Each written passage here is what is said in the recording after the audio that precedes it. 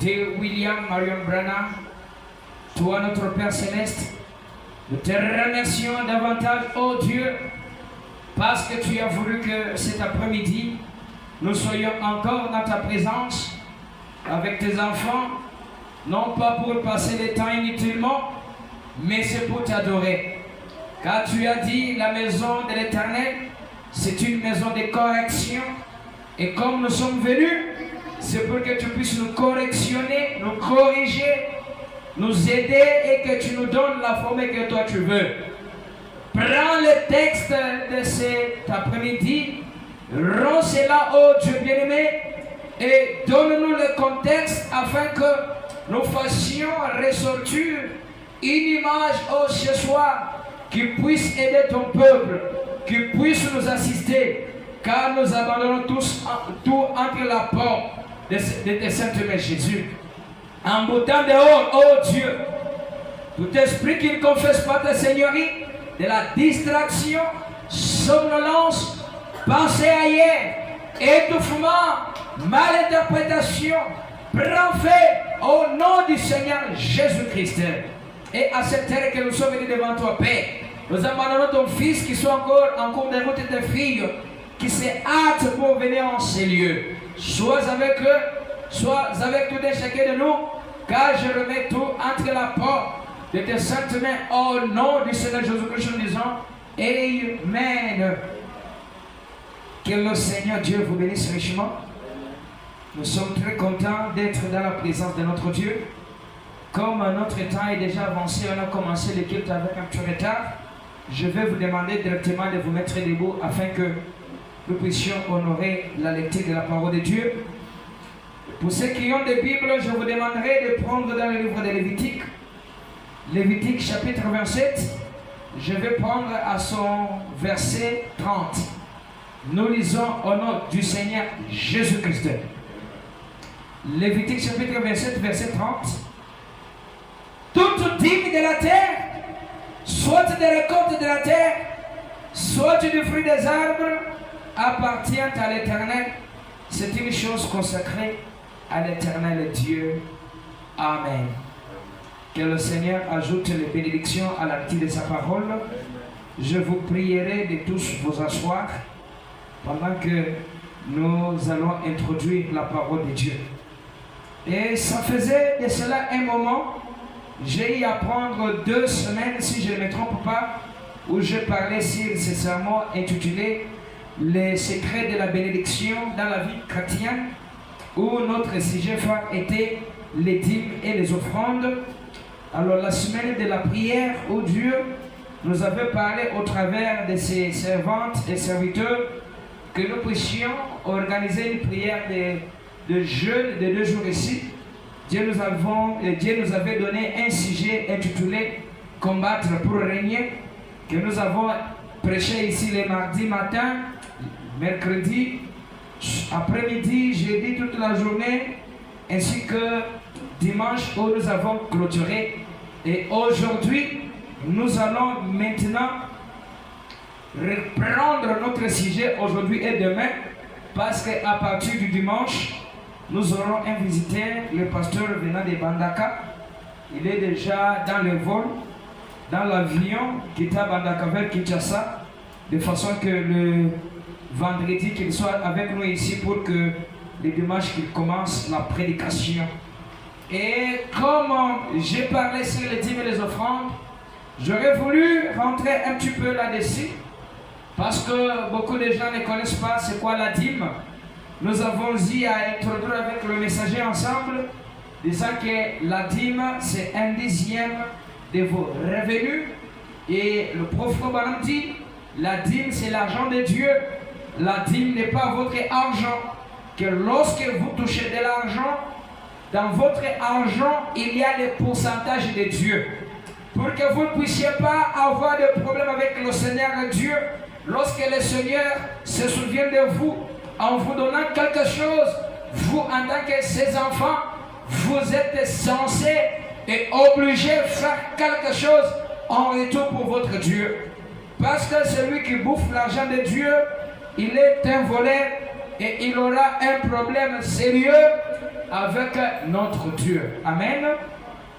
Et nous avons déjà épinglé beaucoup de points. Oh, le prophète est en train de dire en ce que Dieu vous demandera des comptes de ce que vous avez fait avec la dîme de Dieu. Ce qui veut dire lorsque Dieu vous donne l'argent et que si vous ne prélevez pas la dîme, vous devez savoir qu'il y aura un compte rendu de la part du Seigneur. Et Frère Branham dit en ce que tout argent que le Seigneur Dieu est en train de vous donner, il vous jugera sur base de la façon dont vous avez eu à consommer et à dépenser cet argent-là.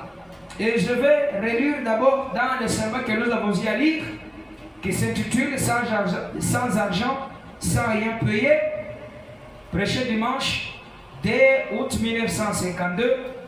Alors je vais prendre le paragraphe 47, sans argent, sans rien payer, prêché le 2 août 1959, paragraphe 47 plutôt, il dit: si Dieu nous confie des choses à faire et nous donne de l'argent et fait de nous la nation la plus riche sous les cieux, Dieu nous demandera alors ce que nous avons fait de cela. C'est que de tout argent que notre Dieu est en train de nous donner, Dieu va nous demander des comptes de tout ce que nous avons fait de cela. Que ce soit 10 000 francs, que ce soit 100 000 francs, que ce soit combien que Dieu nous donne, il va nous demander des comptes. Ce que je vous ai donné, qu'est-ce que vous avez fait avec? Amen. Et il dit, si Dieu nous confie des choses à faire et nous donne de l'argent et fait de nous la nation la plus riche sous le ciel, Dieu nous demandera alors ce que nous avons fait de cela. Et puis il dit, pourquoi dépensons-nous notre argent pour ce qui ne rassasie pas, non seulement à une nation, mais aussi aux individus? Et puis il dit, des centimes aux millions de dollars qui ont été donnés à chacun. Ce qui veut dire que vous soyez un pays riche, que vous soyez une nation qui prête à plusieurs, vous devez savoir que vous devez faire quelque chose pour la gloire de Dieu, sinon vous allez répondre de la part du Seigneur de la façon dont vous avez dit à consommer et à dépenser l'argent de Dieu. Et je m'étais limité sur le troisième point. Je vais relire cette écriture que nous avons dit à lire afin que je puisse passer sur le cinquième point dans notre chapitre premier qui est le dîme. Alors les sous-points, c'était l'argent, c'est de la souillure aux yeux de Dieu si cela n'est pas utilisé pour son royaume ou pour une cause juste. Où le prophète dit en ce que si aujourd'hui il paraîtrait que vous voulez mourir et que vous avez 100 milliards et 100 millions de dollars dans votre poche, combien pouvez-vous payer afin que Dieu vous sauve la vie? Vous n'avez rien à payer. Parce que la vie éternelle nous est donnée gratuitement. Et les gens qui ne veulent pas dépenser leur argent pour la cause de Christ, on comprend par là que leur argent c'est un argent souillé. C'est pourquoi ils ne veulent pas que Dieu puisse bouffer et puisse se servir de leur argent. C'est la raison pour laquelle Frère Branham dit, les gens aujourd'hui méconnaissent le Seigneur. Lorsqu'ils sont en difficulté, ils ne se rendent pas compte du Seigneur Jésus. Lorsque les choses ne marchent pas, ils ne sont même pas là. Mais lorsque les choses compliquent, c'est alors qu'ils pensent qu'un Dieu existe quelque part. Et Frère Branham dit c'était la même histoire avec Israël.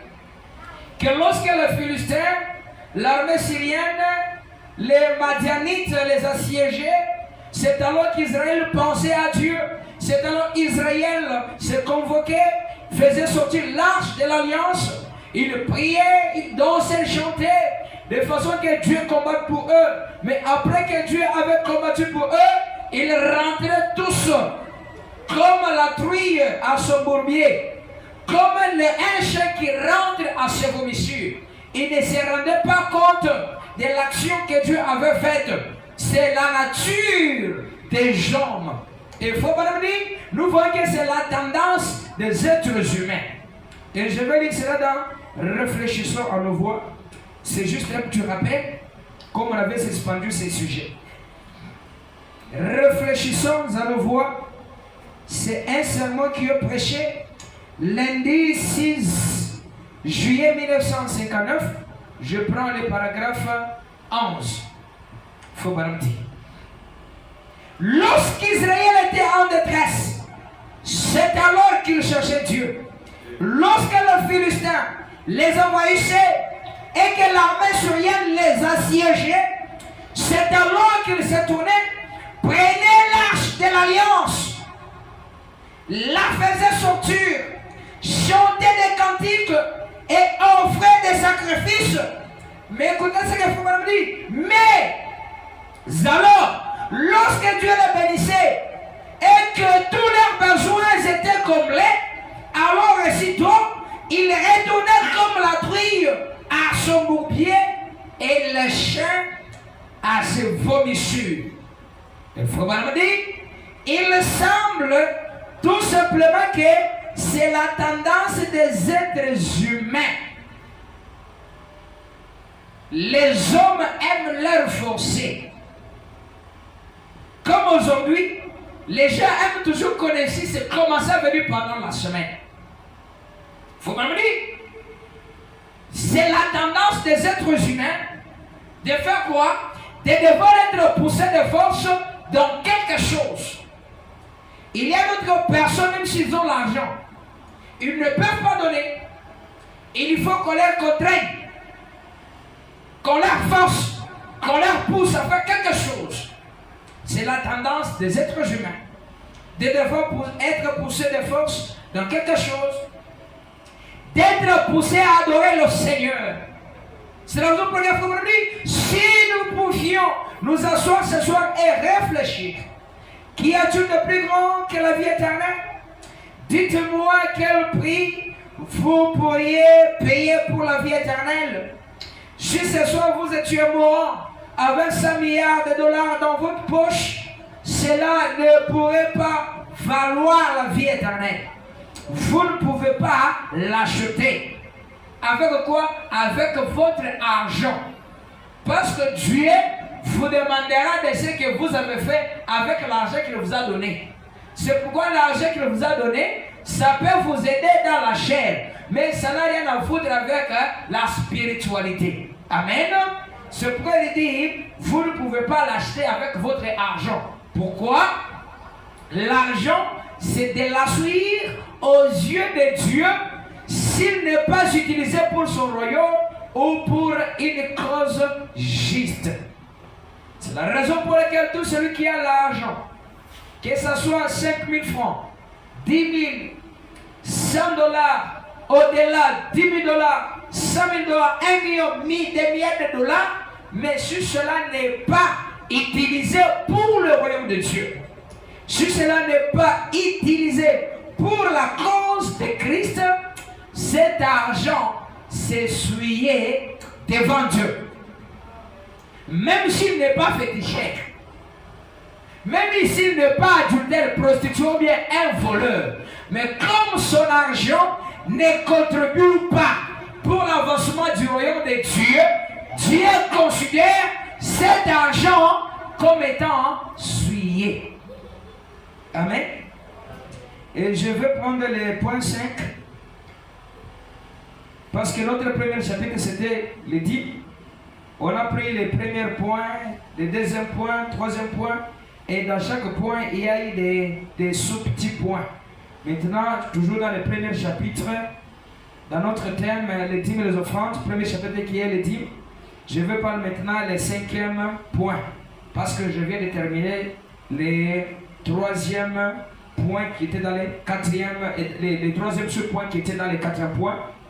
Et le point 5, c'est tout chrétien doit payer ses dîmes, de même que William Branham.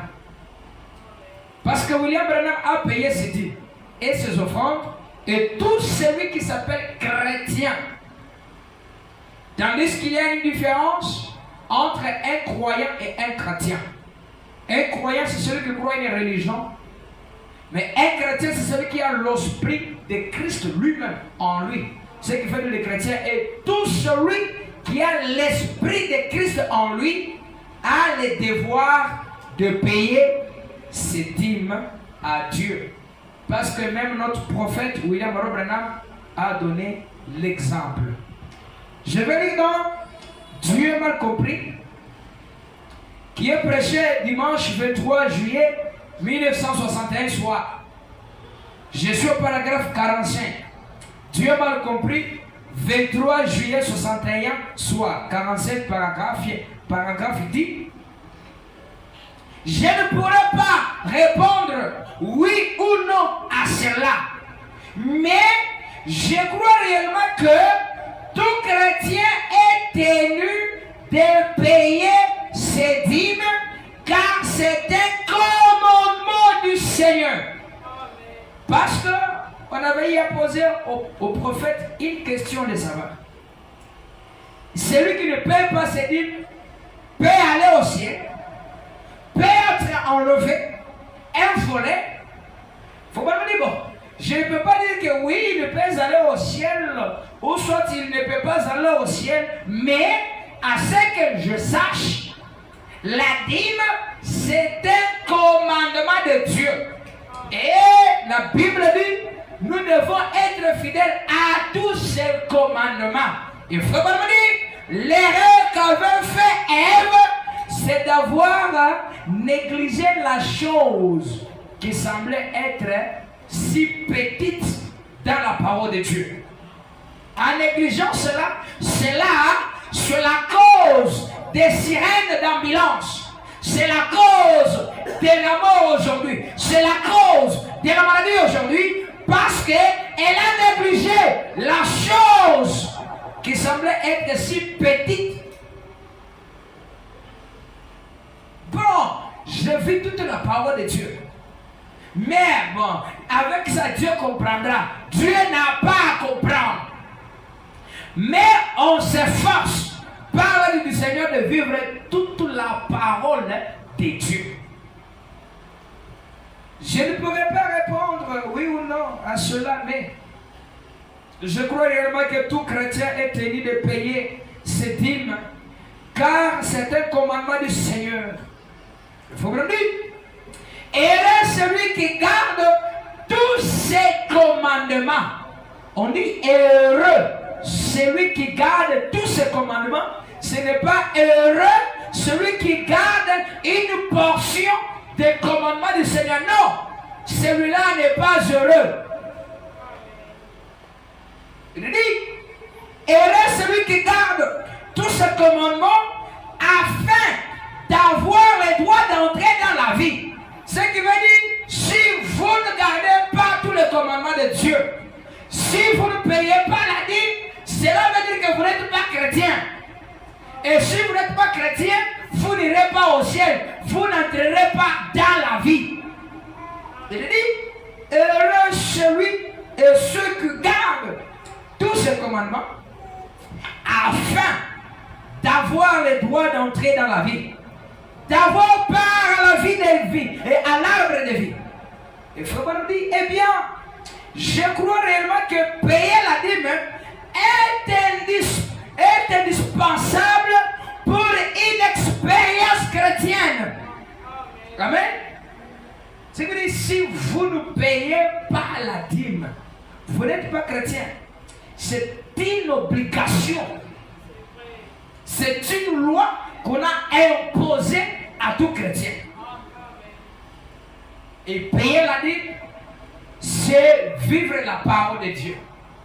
Et si vous vous limitez seulement à payer la dîme et nos offrandes, et que vous ne faites pas le reste, vous êtes disqualifié. On dit, heureux celui et ceux qui gardent tous ces commandements, car il a le droit d'entrer dans la vie. Est-ce que quelqu'un peut dire amen? Et je vais lire encore entrer dans l'esprit. Entrer dans l'esprit, c'est un sermon qui est prêché le 28 avril 1961. Je prends le paragraphe 66. Nous lisons le prophète.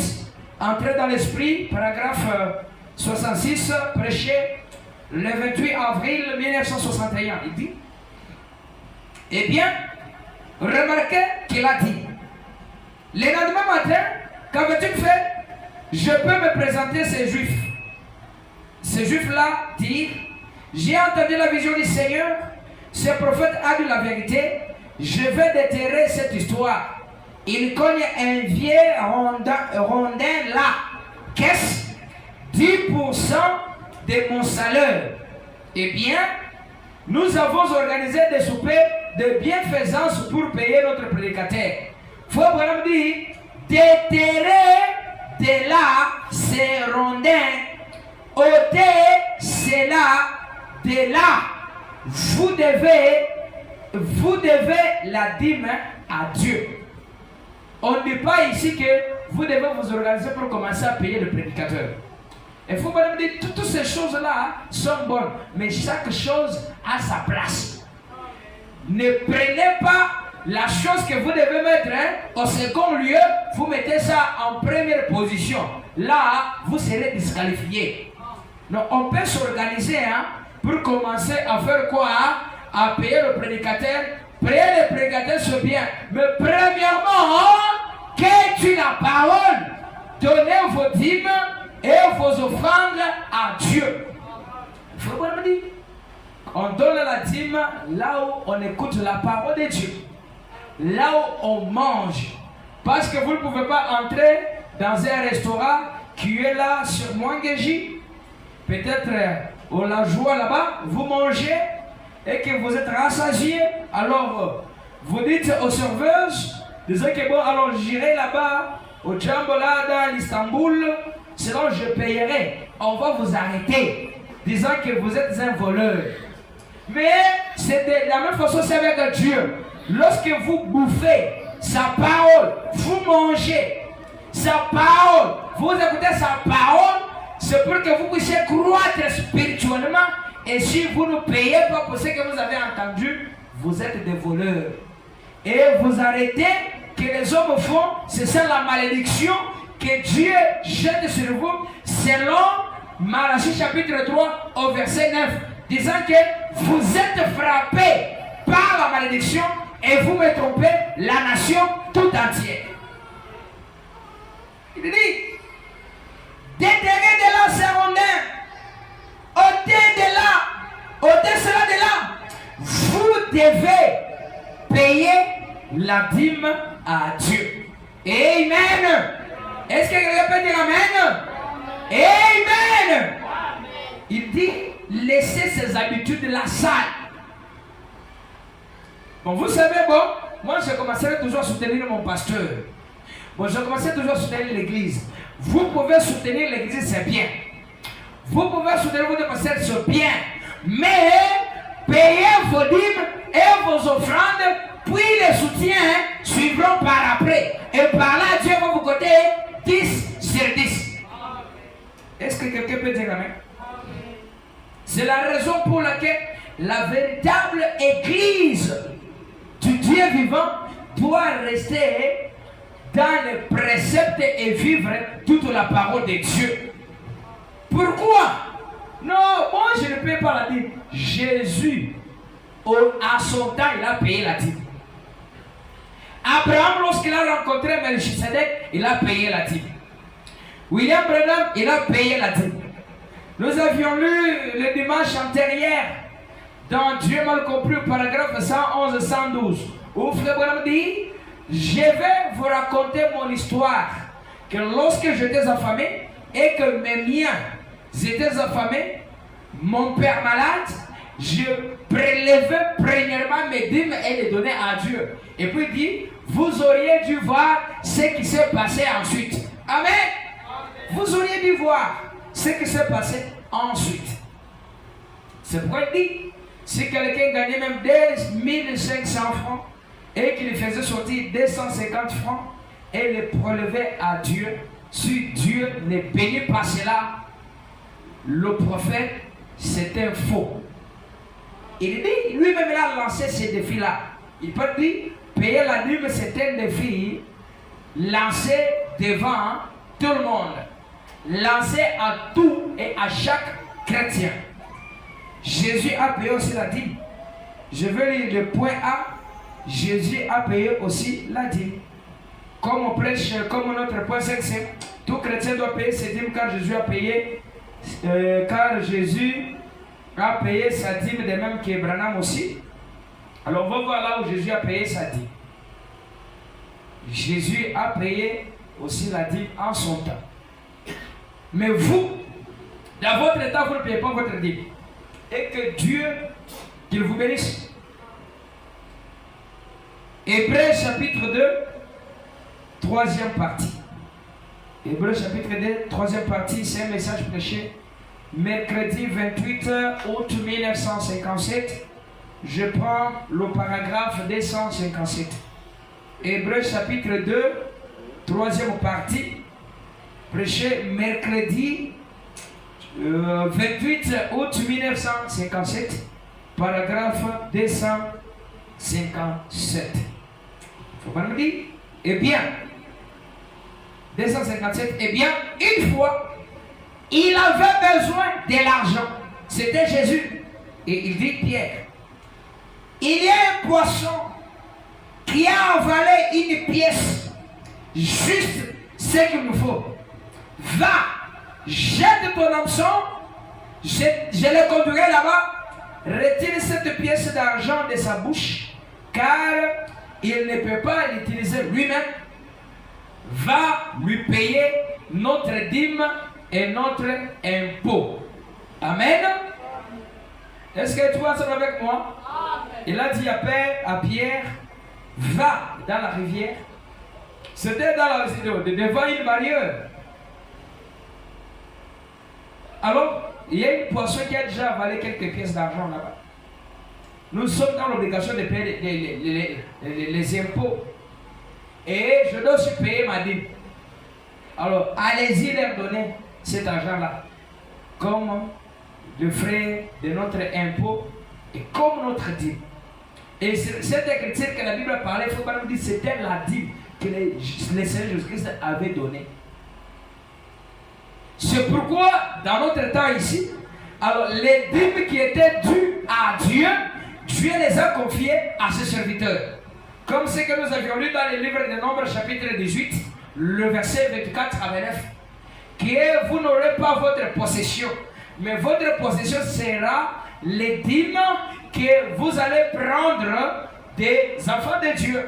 Les dîmes, c'est l'argent de Dieu, mais Dieu les confie à ses serviteurs. Amen. Jésus, pourquoi il avait payé la dîme? Parce qu'il était lui-même le pasteur. Ses serviteurs qui l'entouraient n'avaient pas encore le Saint-Esprit, n'étaient pas encore convertis. C'est qu'il a offert aussi une partie de son argent. Que le bénisse. Je vais prendre le point B. William Branham paye. Et payer premièrement ses dîmes, puis ses dettes. Que Dieu bénisse. Bon, vous voyez, j'ai beaucoup de dettes que je dois terminer. Cet argent ne suffit d'abord pas. C'est la raison pour laquelle c'est que j'aimerais et que je paye d'abord mes dîmes et mes dettes. Par après, je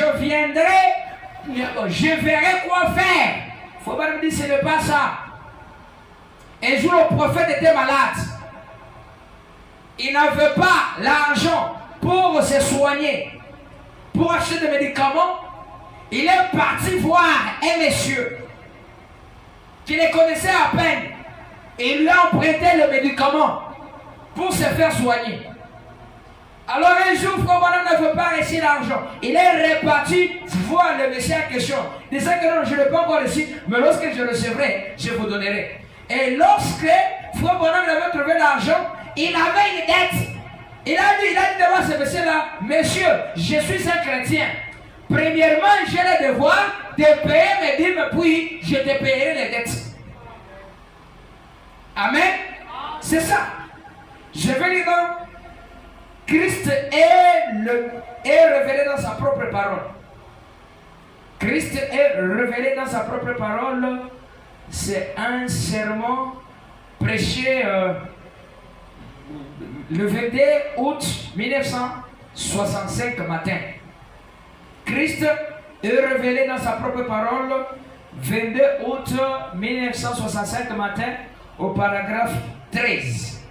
Et tu vas ensemble avec moi? Écoutez, frère Brandi. Je me souviens d'avoir été malade à un certain moment dans ma jeunesse. Je suis sorti de l'hôpital avec une dette d'environ $2000. Il y avait à l'époque la pharmacie de M. Swanninger. Swanninger, je lui devais une facture de 3 à $400 pour des médicaments. Il ne me connaissait pas même.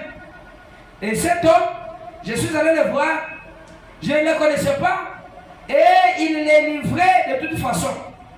Il n'a jamais refusé de les livrer. Je lui ai dit, je suis en dette avec vous. Non pas Swanninger, mais je crois qu'il s'agissait plutôt de M. Manson. Là, à l'angle de l'avenue Cour et de la rue Spring.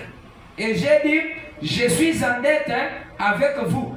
Il dit, je suis encore terriblement faible, mais j'essaie d'aller travailler. Est-ce que vous êtes ensemble avec moi? Vous n'êtes pas le premier à prendre les dettes. Tout le monde, même Félix Tshisekedi, il emprunte aussi. Papa, n'est-ce pas? Félix Tshisekedi, même des pays empruntent. Mon frère, même Tshisekedi emprunte. Il peut avoir d'autres difficultés à résoudre dans son pays, mais il manque l'argent. Il cherche aussi un pays plus riche que la RDC qui a beaucoup de fonds. Il peut emprunter même des milliards à payer avec les intérêts. Mais il faut madame dire, un chrétien ne prête pas à intérêt.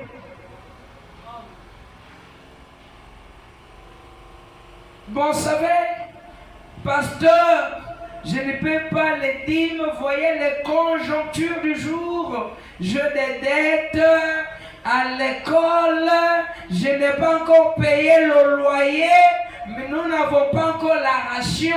Tout cela, ça ne regarde pas Dieu. J'ai dit, je suis en dette avec vous, je suis encore terriblement faible, mais j'essaye de travailler. Il disait le monsieur en face, j'essaye de travailler. Et puis il dit maintenant, si je ne peux pas vous payer, et vous me dire, je venais juste de devenir chrétien. J'ai dit, monsieur Manson, j'ai en premier lieu un devoir envers Dieu. Je lui dois ma dîme. Je veux premièrement lui payer ma dîme. Et j'ai dit, et mon devoir suivant, c'est de payer mes dettes. Vous direz ça à votre créancier. La personne par qui vous avez endetté. Non. Et puis un autre chrétien, lorsqu'il a la dette d'autrui, on l'appelle, il met le téléphone en attente. Il ferme le téléphone. Un chrétien n'est pas comme ça. Même si vous avez dit dans une semaine, je vous rembourserai. Lorsqu'il est une semaine, si vous n'avez pas encore reçu l'argent à rembourser, allez-y voir le monsieur. Allez-y voir la dame. Même sans rien, madame, tu sais que je suis chrétien. Ce que je vous avais promis n'a pas tenu. Je suis venu vous voir que, donnez-moi encore du temps, hein, je vous payerai. C'est pas on veut vous chercher, dites au monsieur que je ne suis pas là. Et puis vous dites que vous serez au ciel. Si le Seigneur Jésus vient et que vous avez la dette d'autrui et que vous n'aviez pas la volonté de payer, vous n'irez pas. Vous êtes un voleur. Un voleur n'a pas le droit d'aller au ciel. Vous pouvez avoir la dette d'autrui et que Dieu ne vous a pas donné la possibilité de payer cela et que vous avez cette volonté de payer. Si le Seigneur venait et que si vous êtes chrétien, vous irez. Alors il va sentir. Lui, il savait ce que c'est cet argent, il n'aura jamais. Et puis il y a d'autres personnes audacieuses. Vous savez, faites ce que vous voulez. Et puis les créanciers viennent réclamer son argent. Faites ce que vous voulez. Vous n'avez nulle part où me mettre. Et aussi, vous allez oublier cette déclaration. Seigneur, bénis-moi. Vous êtes un escroc gentil. Non. Je ne cite pas. Je ne cite pas votre mari. Il est très gentil. Je dis un escroc gentil. Applaudissez-moi de l'autre côté. La sœur va dire que pasteur commence à dire que mon mari c'était un escroc. Un escroc gentil, quelqu'un qui paraît, c'est comme si c'est un bon homme. C'est un bon homme. Une bonne personne très douce, mais une fois que vous le prêtez, il devient maintenant peut-être il devient peut-être un champion, un loup. Mon frère, prêtez-moi, les enfants mourront affamés à la maison. Mais une fois qu'on prête la sœur, lui c'est vrai, c'est que vous avez l'argent, oui. Mais moi, s'il avait l'argent, l'autre pourrait commencer à me poursuivre. Frère, est-ce que vous aviez demandé, mais vous aviez emprunté? Oh, je suis allé emprunter le passé. Mais si vous êtes allé emprunter le passé, remboursez-le l'argent. Bon, lui, d'ailleurs, c'est notre passé, oui. Vous avez dit quoi? Passé, un frère, empruntez-moi 100 000 francs, j'ai reçu, je vais le rembourser. C'est vraiment notre frère. Oh, les passeurs aussi commencent à me poursuivre comme ça. Quand? C'est pourquoi lorsque vous partez demander, soit vous demandez, soit vous empruntez. Alors quelqu'un, peut-être si vous empruntez à quelqu'un qui a beaucoup d'argent, peut dire non, ça je vous donne que ça vous aide. Ne remettez pas. Ok. C'est pas vous demander avec la malice. Mais il faut quand même dire à son monsieur, j'ai en premier lieu devant envers Dieu. Je lui dois ma dîme. Je veux premièrement lui payer ma dîme. Et j'ai dit, et mon devoir suivant, c'est de payer mes dettes. Quelqu'un ensemble avec moi? Alors, c'est ce que nous devons faire. Sinon, vous ne ferez absolument rien et vous n'allez rien réaliser. C'est pourquoi vivez la parole de Dieu. Marchez dans les préceptes de Dieu. Et si vous ne marchez pas dans les préceptes de Dieu, tout ce que vous allez faire, ça ne sera rien que des fiascos. Ça ne sera rien que des fiascos. Je vais lire une dernière écriture pour que nous puissions prier le Seigneur. Je suis dans un guide. Un guide, c'est un sermon prêché le 14 octobre 1962 soir. Un guide prêché le 14 octobre 1962 soir. Je prends le paragraphe 29. Paragraphe 29, oui. Parce que l'église de Dieu ne doit pas s'éloigner de Dieu. L'église de Dieu a le devoir de rester fidèle aux préceptes de Dieu.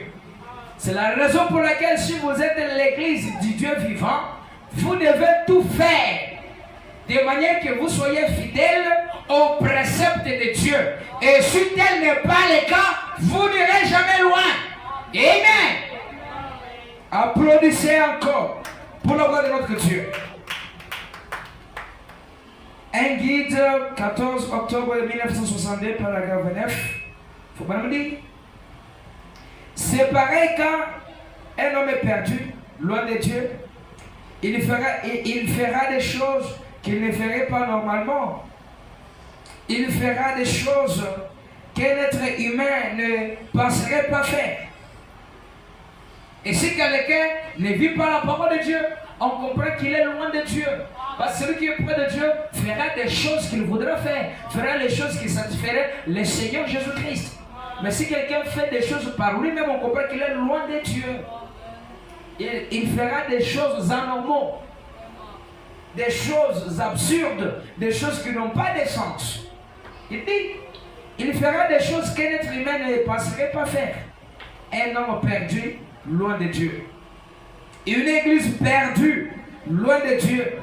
Une église qui s'est éloignée de Dieu, qui s'est éloignée des principes de la Bible de Dieu, fera des choses que parfois on ne s'attendra pas à trouver dans une église du Dieu vivant. La raison pour laquelle l'église du Dieu vivant doit rester fidèle à Dieu. Doit vivre toute la parole de Dieu. Et si vous venez de la vie de Dieu et que vous ne vivez pas toute la parole de Dieu, vous êtes perdu. Et on comprend que vous êtes loin de Dieu. C'est pourquoi vous faites les choses que les chrétiens ne doivent pas faire. Il dit, l'église qui est éloignée de Dieu, ces gens-là, qu'est-ce qu'ils peuvent faire? Ils se procureront de l'argent en faisant des parties de loto, en jouant au jeu, en jouant aux loteries, en jouant à des jeux d'argent, tout ce qu'ils peuvent se permettre. Ils enseigneront n'importe quoi, ils laisseront passer n'importe quoi. Les hommes qui donnent beaucoup d'argent à l'église, ils leur passeront la main dans les dos et ainsi de suite. Comme ça, les laisseront s'enturer comme ça. C'est exact. Ils admettront dans le conseil des diacres des hommes qui ont été mariés 2 ou 3, 4 fois, juste pour pouvoir se débrouiller côté financier. Joindre les deux bouts. Joindre les deux bouts. Il n'y aura qu'un bout que vous devez joindre. C'est votre obligation envers Dieu. Et il dit, tenez-vous là et dites la vérité. Un homme qui est perdu est dans un état d'ahurissement. Il est un fou. Nous avons le devoir envers Dieu de prêcher et de dire la vérité. Amen. Les gens, bon, ils veulent paraître avec leur argent. Mais les gens, beaucoup de gens ne soutiennent pas l'œuvre de Dieu pour la cause de Christ, pour la gloire de Dieu, mais ils soutiennent l'œuvre de Dieu pour paraître. Et si quelqu'un fait cela pour paraître devant les hommes, il s'éloigne de Dieu. Si quelqu'un faisait quelque chose pour qu'on lui voie, qu'on le sente, qu'on applaudisse pour lui, il est loin de Dieu. Mais celui qui veut soutenir l'œuvre de Dieu, qu'il le fasse dans l'humilité. Pour la gloire de Dieu. Et Dieu le bénira. Et si tel n'est pas le cas, il ne parviendra pas à réaliser quelque chose de grandiose. C'est la raison pour laquelle les enfants de Dieu doivent savoir que l'argent qui ne soutient pas l'œuvre de Dieu, c'est de la suivre. Celui qui ne peut pas se dire et ses offrandes, il est loin de Dieu. Parce qu'un chrétien a le devoir de payer ses dîmes et ses offrandes et de vivre toute la parole de Dieu. Et celui qui ne vit pas la parole de Dieu, c'est un voleur. Amen. Je vais vous demander de vous mettre tous debout. Nous allons chanter. Après avoir chanté, nous allons nous plonger dans la prière.